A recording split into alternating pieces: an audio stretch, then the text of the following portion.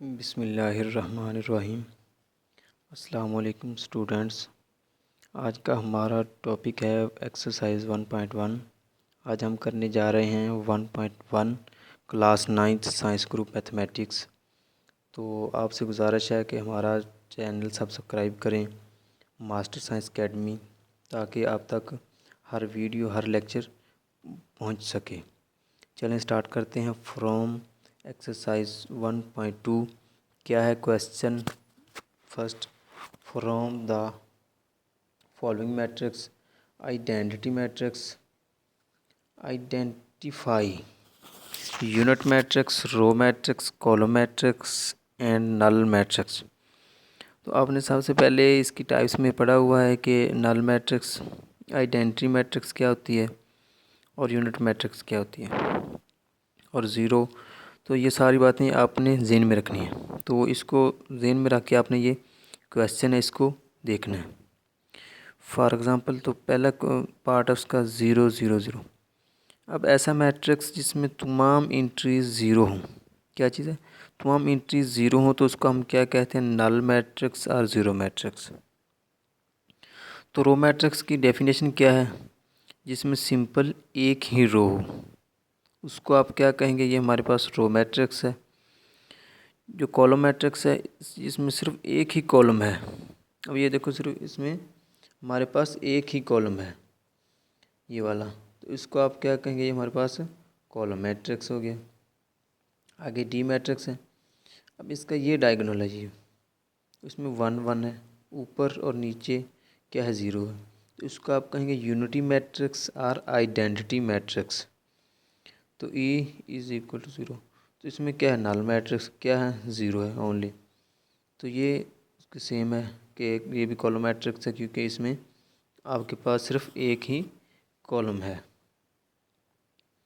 तो आगे दूसरा क्वेश्चन है, from the following matrix identify square matrix, rectangular matrix, row matrix, identity matrix, null matrix और column matrix. ये आपने बताना है ये कौन सा मैट्रिक्स किस टाइप से बिलोंग करता है। तो इसका पहला पार्ट है, तो इसमें देखिए आपके पास रो कितनी है, 2 रो और 3 कॉलम है। तो ये आपके पास क्या बन जाएगा, रेक्टेंगुलर मैट्रिक्स, क्योंकि रेक्टेंगुलर मैट्रिक्स की डेफिनेशन क्या है, जिसमें कॉलम और कतारें बराबर नहीं हैं। तो दूसरा है, ये आपको नज़र आ रहा है, ये वाला आपने क्वेश्चन किया है, तो ये कॉलम मैट्रिक्स है। और ये देखें जिसमें रो और कॉलम बराबर हैं, इसको आप सिंपली कह देते हैं ये हमारे पास स्क्वायर मैट्रिक्स है। और ये वाला जिसके डायगोनल में, ये डायगोनल है, इसमें क्या है, 1 1 है और ऊपर नीचे क्या है, 0 0 है, तो इसको आप कहेंगे आइडेंटिटी मैट्रिक्स हो गया। आगे ये वाला है, इसमें देखें कॉलम और कतारें बराबर नहीं हैं, देखें कतारें 3 हैं, कॉलम 2 हैं, तो ये आपके पास क्या, रेक्टेंगुलर मैट्रिक्स बन गया। तो ये है, इसमें 3 3 10 -1, सिर्फ एक ही रो है, तो एक ही रो को आप क्या कहेंगे, ये आपके पास है रो मैट्रिक्स हो गया। और ये है जिसमें एक ही कॉलम है, उसको आप कह देते हैं कॉलम मैट्रिक्स हो गया। ये देखें फिर 2 3 कतारें हैं और 3 ही कॉलम हैं, तो इसको आप क्या कहेंगे, जिसमें कतारें और कॉलम बराबर हो, उसको आप स्क्वायर मैट्रिक्स कहते हैं। जिसकी सारी एंट्रीज ज़ीरो होती हैं, उसको आप कह देते हैं ये हमारे पास ज़ीरो मैट्रिक्स है और नल मैट्रिक्स है। तो इसके सारे क्वेश्चन ये मैंने लिखे हुए हैं।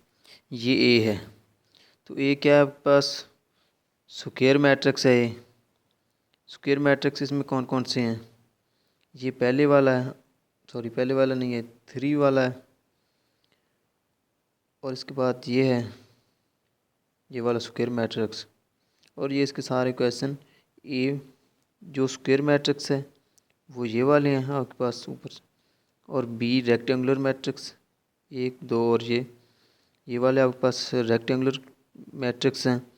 रो मैट्रिक्स कौन कौन से हैं, सी वाले, ये लिखे हुए हैं, सिर्फ एक ही रो मैट्रिक्स है, वो भी ये वाला। तो कॉलम मैट्रिक्स कौन कौन से हैं? डी। कॉलम मैट्रिक्स एक ये है और एक ये है। आगे है आइडेंटिटी मैट्रिक्स। आइडेंटिटी मैट्रिक्स और क्या इसको आप कहेंगे कि ये यूनिट मैट्रिक्स क्या है?